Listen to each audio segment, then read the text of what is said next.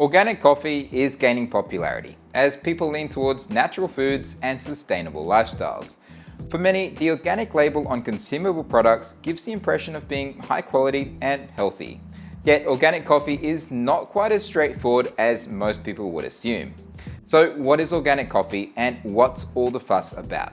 In this video, we're going to answer some of these common questions as well as what to look for and what brands to try.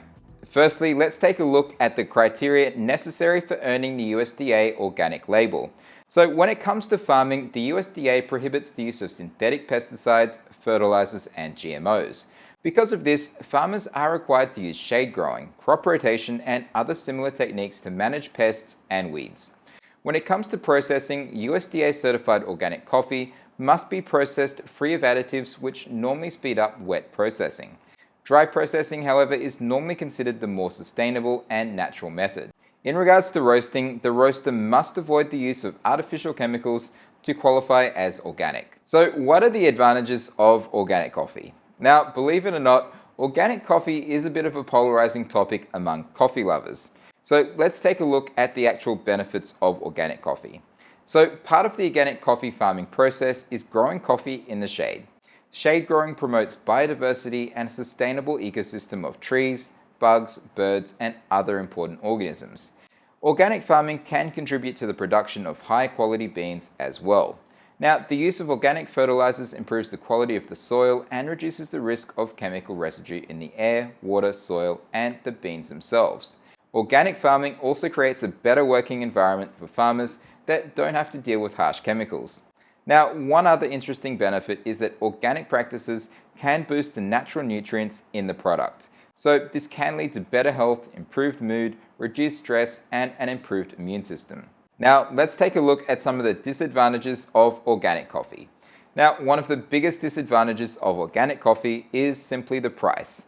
This is partly because of the strict certification standards, the intense labor, and the time needed to grow coffee in an organic manner.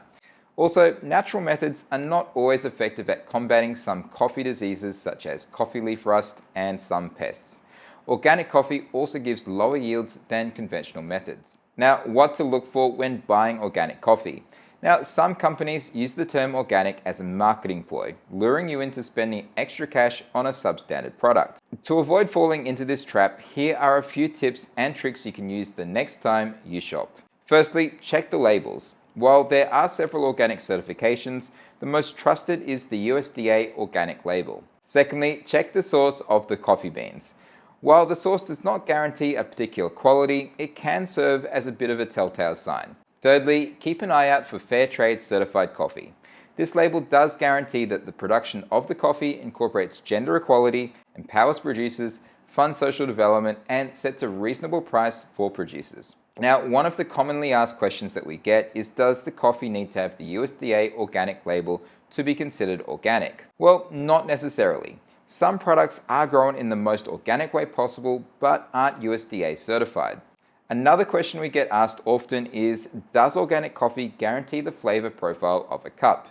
Now, the taste of a coffee is highly dependent on a variety of factors, including storage, the roasting process, harvesting techniques, selection of coffee beans, and growing conditions. While organic farming practices influence the quality of a cup, it does not guarantee the best taste. So when it comes to buying organic coffee, you can now find it in most places. So that includes supermarkets, organic stores, fair trade shows, and even online. But remember, always do your research. Next, let's take a look at some organic coffees that are worth considering. First up, we've got Kicking Horse Whole Bean Dark Roast Coffee. Now, this is a delicious, oily, rich, and dark coffee that gives coffee connoisseurs an unparalleled boost in the morning. It has a lush roast containing hints of baker's chocolate, low acidity levels, and a smooth finish. It has an amazing aroma and comes in both whole bean and pre-ground options. Next up, we've got Real Good Coffee Company Organic Whole Bean USDA Certified Dark Roast Coffee. Now, when you purchase this USDA Certified Dark Roast Coffee, you definitely get your money's worth. This inexpensive and solid Arabica coffee has the right balance of smoothness and flavor. Best of all, the aroma is out of this world. Real Good Coffee Company Organic is easy to recommend from a value perspective. Volcanica Organic. Now, the Volcanica Company are specialists in organic coffee. These are well-sourced and ethically made elite coffee beans, and they are roasted after each order is placed, ensuring optimal freshness in the small batches they're delivered in. Although whole beans offer original taste and freshness, Volcanica also allows you to order these beans pre-ground to accommodate drip coffee, espresso coffee, and French press makers. Café Don Pablo Organic Gourmet Subtle Earth Coffee. Flavor-wise, this beverage is super smooth. The higher level of caffeine ensures consumers remain awake with a sense of calmness. It emphasizes flavor without intensity. So this low-acid coffee can be made cold, hot, with a drip, and even a French press. Direct City Coffee. Now, Direct City Coffee definitely ticks the quantity box. They sell packs of 5 pounds at a time. So this coffee will be quite fresh when you receive it, but the challenge is going to be finishing it before it goes stale. There is a bit of a debate about the cost. Some call it a little expensive for the quality, but we find it to be pretty good value, especially if you drink a lot of coffee. Death Wish. Now, Death Wish, which has quite a cult following, is actually a USDA and Fair Trade certified organic coffee. Death Wish, which is sourced from both Peru and India, is actually an Arabica and Robusta blend. Taste-wise, Robusta beans are generally less preferred, but they do have higher caffeine content, and that's really what Death Wish boasts. Now, when it comes to cold brew organic coffee, there are 2 that we'd recommend considering.